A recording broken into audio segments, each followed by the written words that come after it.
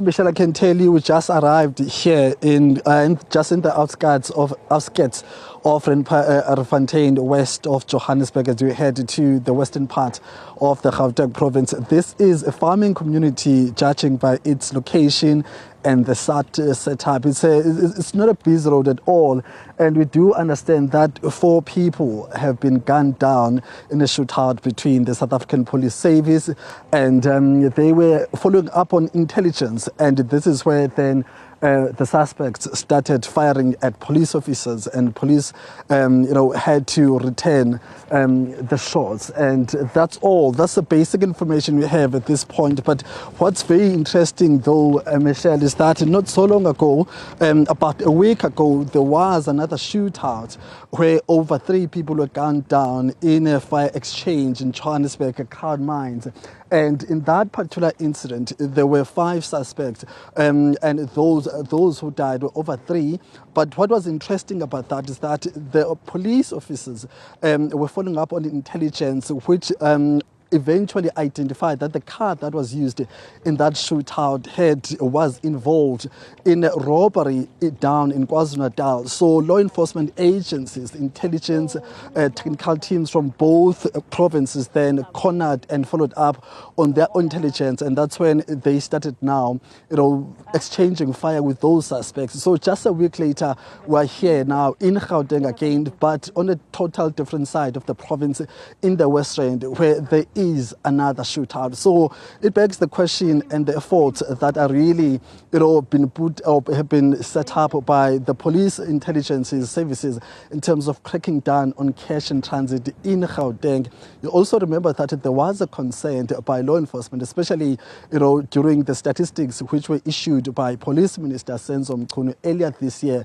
where he said there were some headways which were made by government in terms of cracking down on cash in transit, but we're not sure then whether this particular case is related to any cash in transit, operation that was about to happen or that had happened. We are not clear yet, but we do know that indeed there is that issue. We do see the spokesperson of the South African Police Service in Gauteng, Ntate Masondo, who's going to give us more details now. He arrived here just under an hour ago. He went straight to the scene to gather basic facts. So hoping that when he gets to us here, he'll be able to share some light in terms of what is it that he saw on the scene and what update can give us, as soon as he gets to us here. So that's the thing. And we have not seen any pathology forensic services coming through.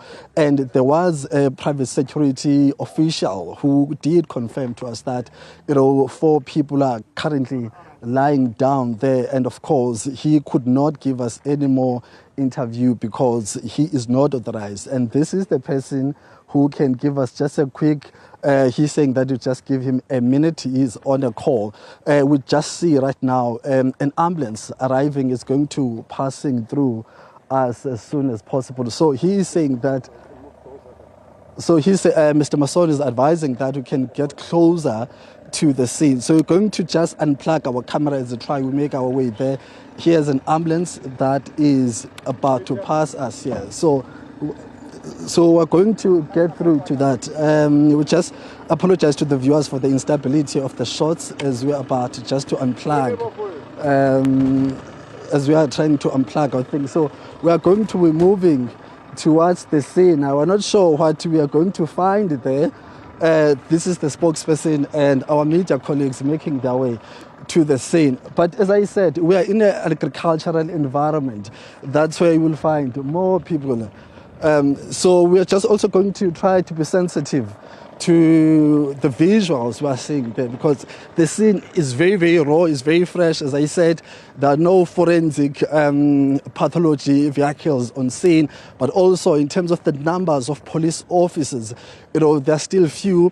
There are those 2 journalists that you see just before us. They work for a local newspaper. They confirmed to us that this incident took place just an hour ago.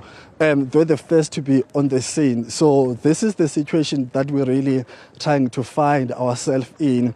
Krugersdorp is not in Johannesburg. It's on the outskirts of Gauteng. But, one wonders then whether police, how long the police had been following up on their intelligence. But the statement, that very brief statement, police were giving us, they made mention of the fact that they were operationalizing an intelligence-driven project, which led to this now. So this is an ambulance that is trying to get to the scene, and we must really be very careful.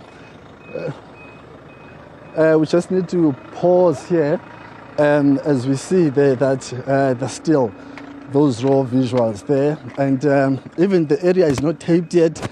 So this is where things are. So we're going to just pause here and just trying to set up a shot here. Just going to be very careful there, not to show those visuals, as we are also trying to allow the ambulance to pass through. So this is the situation. I'm just going to grab some of my colleagues here who are very familiar with this area, just to speak to us off camera. My sister, can you give us a background of this area? What kind of area is it? I see it's a farming community. So I'm not sure if I'm allowed to speak because I am a journalist. Yeah, but just a lay of the land. Yes, so we heard that it was basically a shooting. We're not sure, we haven't gotten any confirmation of what happened as of yet.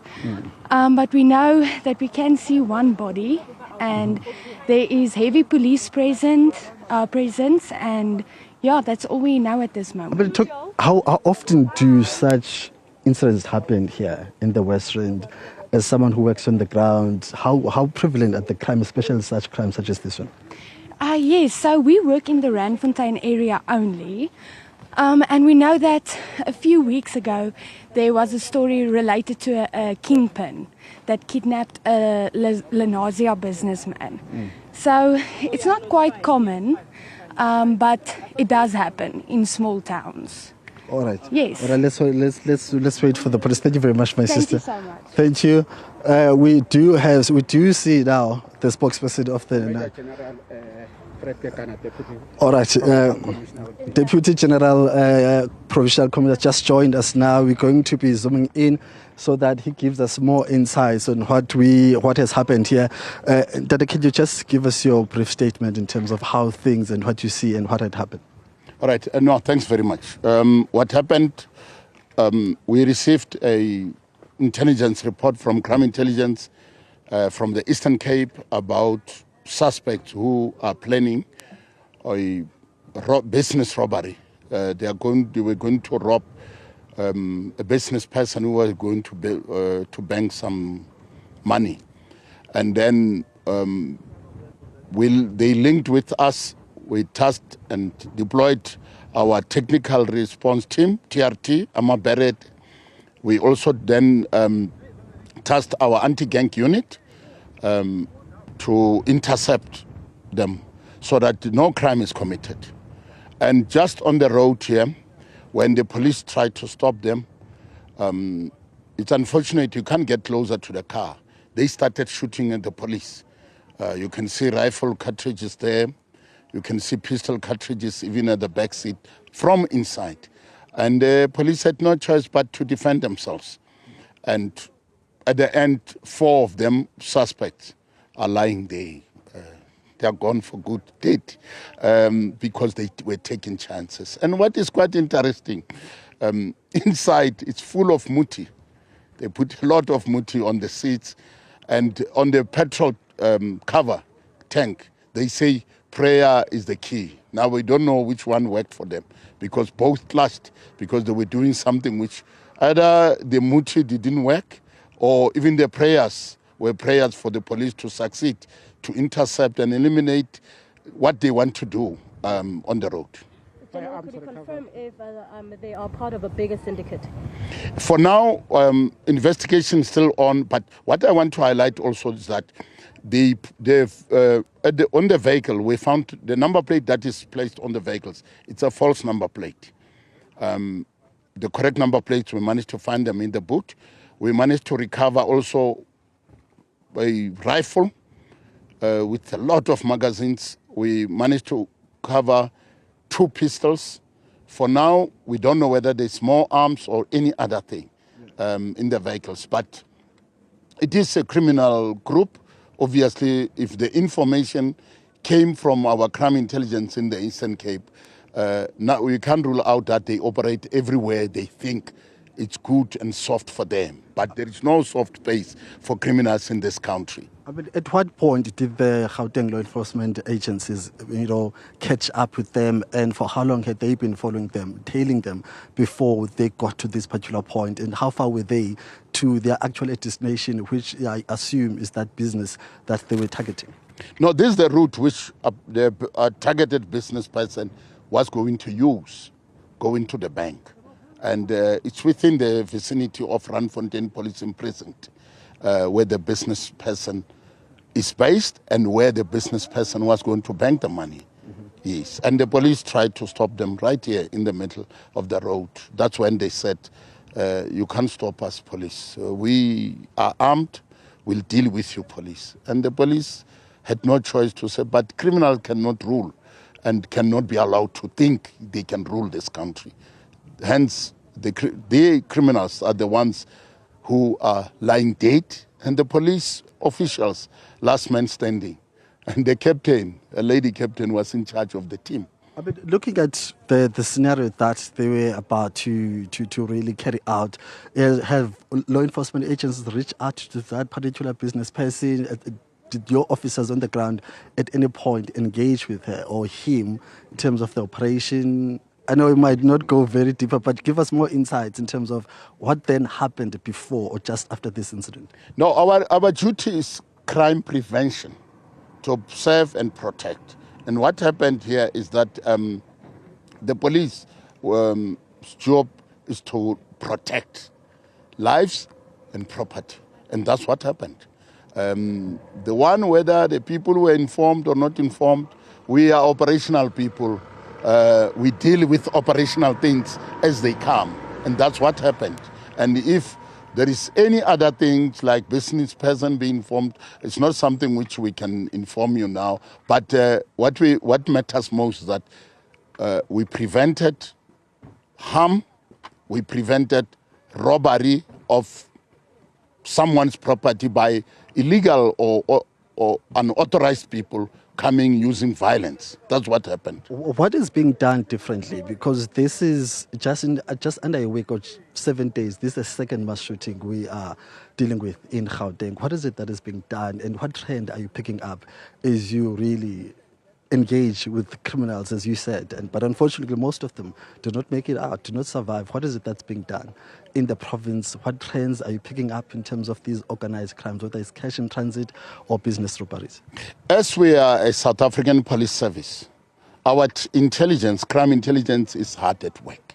Every little information they give about criminality and criminals, including our communities that are giving information to us as law enforcement, we don't take it for granted. We follow up to the latter. And that on its own assists us to come to this type of successes. Hence, you can see we intercepted them before they can even commit a cash in transitized or armed robbery where the poor business person, valuable hard work was going to go into flames by criminals who thought they can rule and do as they wish. But we are hard at work. We don't compromise, and we are very, very vigilant when it comes to our safety as law enforcement. The teams that were involved here, it's Crime Intelligence Eastern Cape, our TRT Gauteng, our Anti-Gang Gauteng, and Fidelity Security Company was part and parcel of this whole operation. And there is no space for criminals. There will be no space for any criminality anywhere in this province and in the country.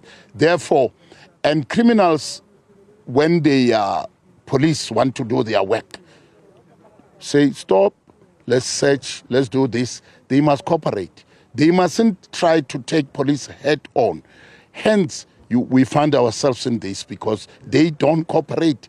They want to take the police head on, and police, to protect their lives and property, they had to act and act correctly and appropriately. Hence, they didn't succeed in doing what they were doing. One last question, Deputy Commissioner. What do you make about the criticism that have been leveled against the intelligence sector within the South African Police Service? You speak on behalf of Gauteng. How would you describe the state of intelligence in the province, in the fight against crime, be it you're dealing with such incidents such as this one we see here, but also general syndicates operating in the province? How are you dealing with them? Do you have the capacity, whether we're talking about drug cartels that have been also operating in Johannesburg? What's the state of intelligence in Gauteng? No, our intelligence, it's, I'll say, they are doing their best. And intelligence, mind you, start with human beings, the community, the people who see, the people who know, by sharing it with the right people. And immediately when they share it with the right people will act. And in this case, they shared with our own crime intelligence, who did their work to check the routes, the people involved, the vehicles involved, what time, what date, and that's why we are here, successfully so. Thank you very much, Deputy Commissioner, for your time. My pleasure. Thank you very much. That's the Deputy Commissioner in Gauteng, Deputy Commissioner Gekana, just giving us more insights in terms of what had happened.